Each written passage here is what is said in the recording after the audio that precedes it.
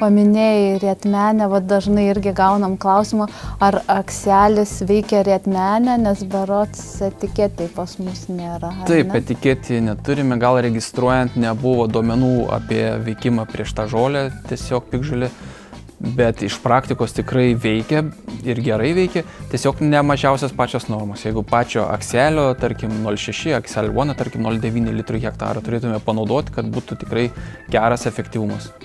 Palėtei dabar tą įdomią tokią temą, kaip tu sakai, registraciniuose bandymuose nebuvo, todėl mes negalim įrašyti etiketę.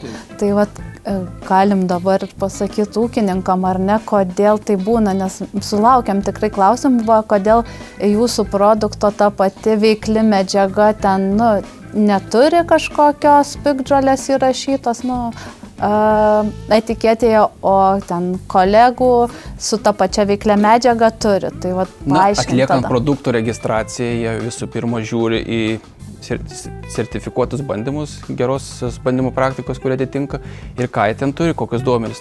Vis tiek bandymai steigiant, nesudėsi visų piktžolių tą lauką, koks yra, tarkim, piktžolių spektras. Iš tų pagrindinių ir pasidaro, tarkim, pačią rietmenę ar svidrę dar su akseliu, irgi svidrės nėra.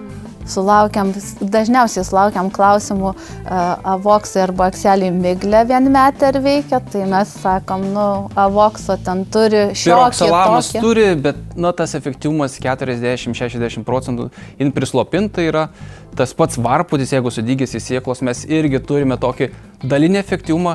Šiaip jis akį netgi, sakyčiau, visai neblogai atrodo, nes mes turime bandymus, kur buvo to varpučio ir visur, kur avoksa, visur nei vienas varputis neišplaukė kviečių, o kur buvo nepanaudota, tarkim, pinoksadenas buvo panaudotas akselis, visur jau varputis buvo. Aišku, čia kaip privalumas, kaip nėra produkto registracija, bet kažkokį tokį dalinį privalumą duoda. Pristabdė, manau, kaip tu sakai, neišplaukė. Bent jau akiai gražių.